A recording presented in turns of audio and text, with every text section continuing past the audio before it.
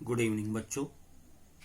जैसा कि हमने कल आपको अपने पिछले वीडियो में वैद्युत आवेश के बारे में बताया था कि आवेश दो प्रकार का होता है, धन आवेश तथा ऋण आवेश। किसी वस्तु पर धन आवेश तथा ऋण आवेश का होना, किस प्रकार से वह आवेशित होती हैं, इसके प्राचीन मत को हमने बताया था। अब हम उसके आगे बढ़ते हैं, जिसमें किसी वस्तु पर आवेश का होना इलेक्ट्रॉन सिद्धांत के आधार पर बताया गया है, जो कि आधुनिक मत है। कर लिया था। इलेक्ट्रॉन सिद्धांत इलेक्ट्रॉनों की अधिकता अथवा कमी के कारण ऋण तथा धन वैद्युत आवेश। जैसा कि आप जानते हो, कोई भी पदार्थ छोटे छोटे कणों से मिलकर बना होता है, जिन्हें अणु कहते हैं, और अणु परमाणुओं से मिलकर बना होता है। परमाणु विद्युत का उदासीन होता है, अर्थात उस पर कोई चार्ज या आवेश नहीं होता है, उस पर नेट वैद्युत आवेश शून्य होता है। जैसे यहां पर ये दिखाया गया है कि ये परमाणु है, इसमें केंद्र पर धन आवेशित नाभिक होता है और इसके चारों ओर विभिन्न कक्षाओं में इलेक्ट्रॉन चक्कर लगाते हैं। नाभिक में दो प्रकार के कण होते हैं, प्रोटॉन तथा न्यूट्रॉन।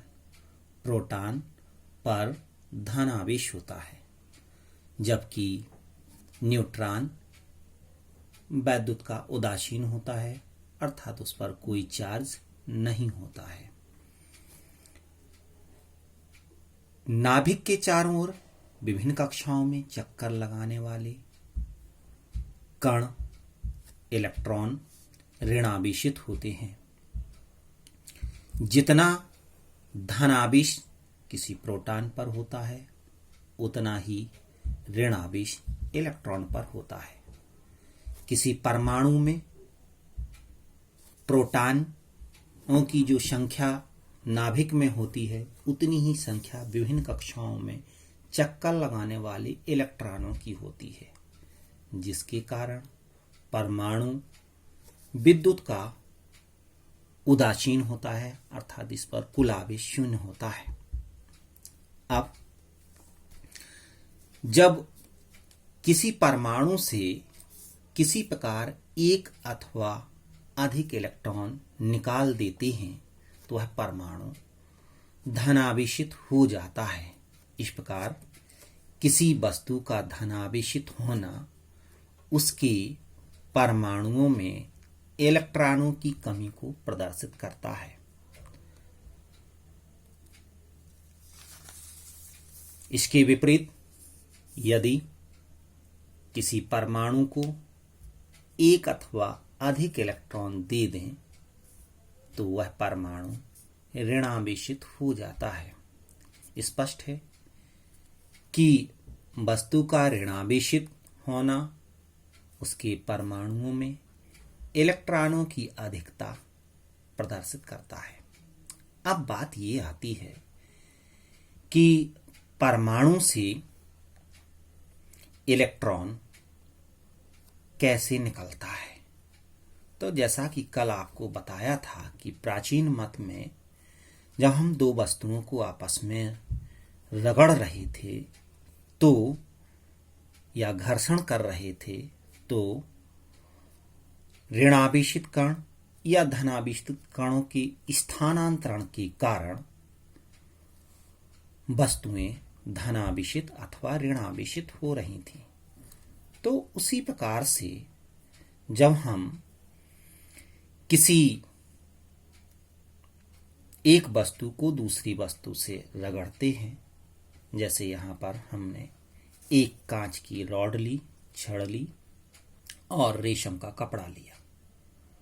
तो जब कांच की छड़ से रेशम के कपड़े को रगड़ते हैं तो कांच की छड़ में स्थित परमाणुओं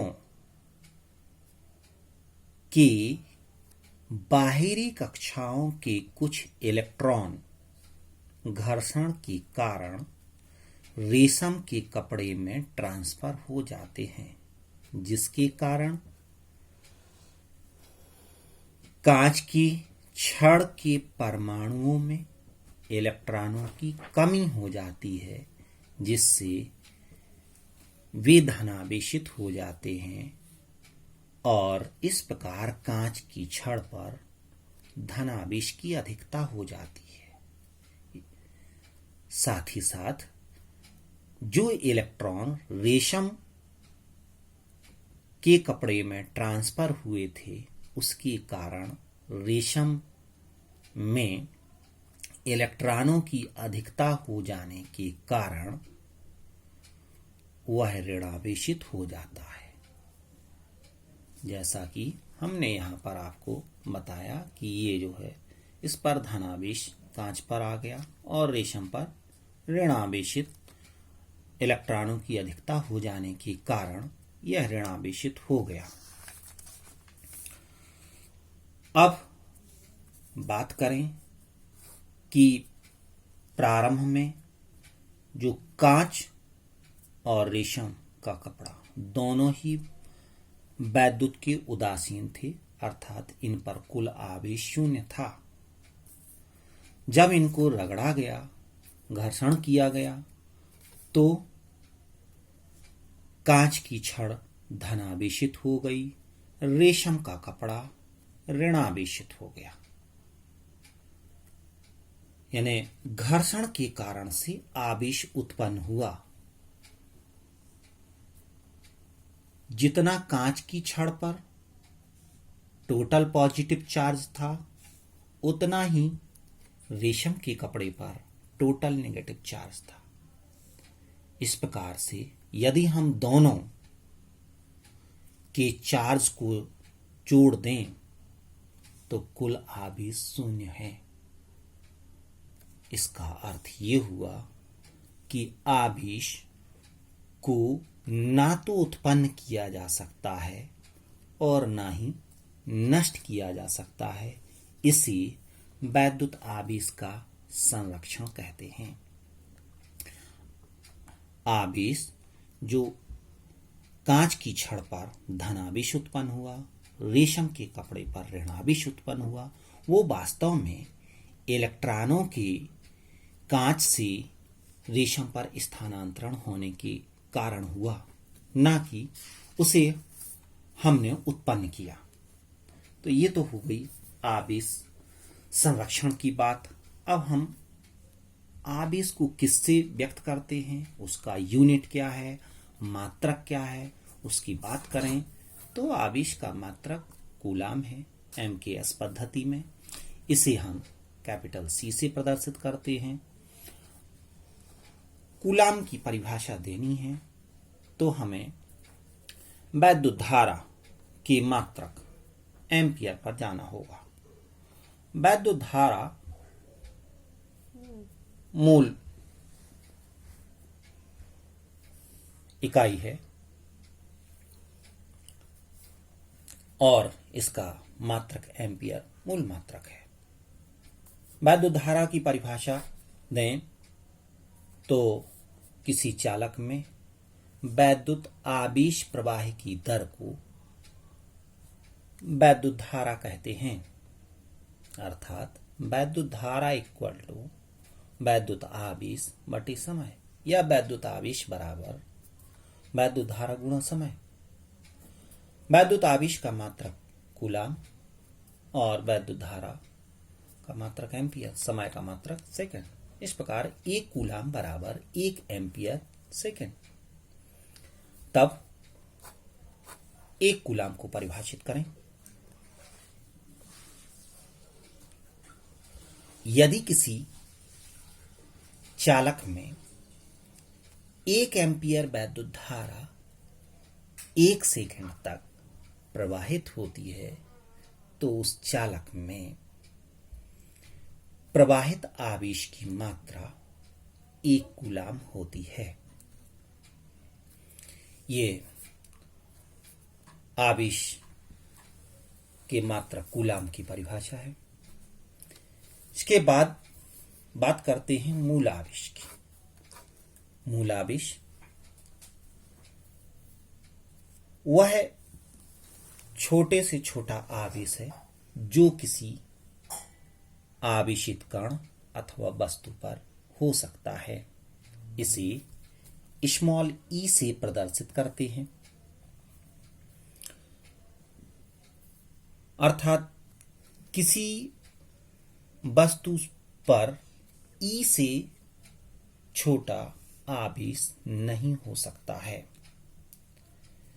किसी भी वस्तु पर जो आवेश की मात्रा हो सकती है वह +-E, +-2E, +-3E and so on इस प्रकार से हो सकती है। आवेश की मात्रा 1/2E, +-1/2E, +-3/2E या भिन्न के रूप में नहीं हो सकती है। इसका अर्थ यह हुआ कि वैद्युत आवेश को अनिश्चित रूप से विभाजित नहीं किया जा सकता है।